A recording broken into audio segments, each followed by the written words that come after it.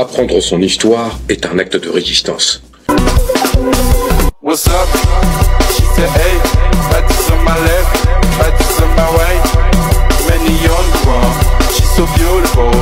Est-ce qu'on t'a capable fazer for a vindo vai? Oui. À la fin du 19e siècle, cette institution bancaire française a rapatrié en France les revenus de la jeune banque nationale haïtienne via des emprunts toxiques supposément destinés à aider Port-au-Prince à purger sa dette. Et en vérité, quand on voit les chiffres, c'est effarant. Les chiffres révélés par les historiens sont stupéfiants même.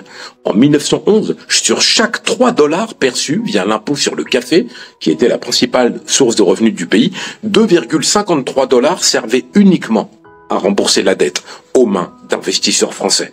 Ce pillage systématique des ressources publiques haïtiennes a perduré pendant des décennies, empêchant ainsi tout investissement significatif. Je veux dire, j'en reviens quand même à cela. L'infrastructure, l'éducation, la santé, les bases d'un pays qui émerge.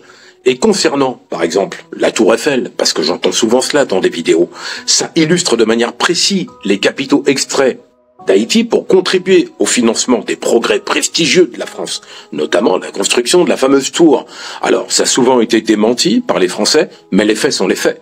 Avec des preuves à l'appui, nous savons que le CIC, enrichi par les flux financiers provenant d'Haïti, a été l'un des plus grands contributeurs. C'était le plus grand conglomérat financier d'Europe et qu'il a financé des projets architecturaux ambitieux et d'ampleur, comme le monument emblématique parisien.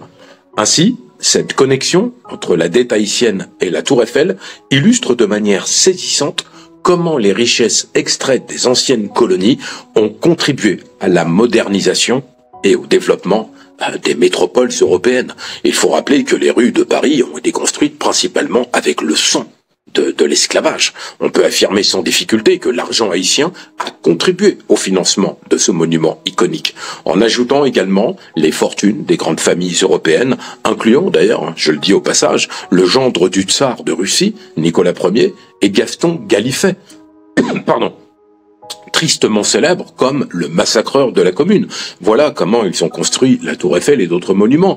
Tout ceci nous amène à un constat. Je ne vais pas compter combien Haïti a payé dans la Tour Eiffel, car c'est du sensationnel. Il n'y a que ça qui intéresse les gens. Mais il faut aller au fond du problème, parce que c'est un problème majeur. On parle de vie humaine derrière. On parle de générations entières qui ont été sacrifiées sur l'autel du capitalisme. Car l'impact économique de cette dette sur le développement d'Haïti est totalement démentiel.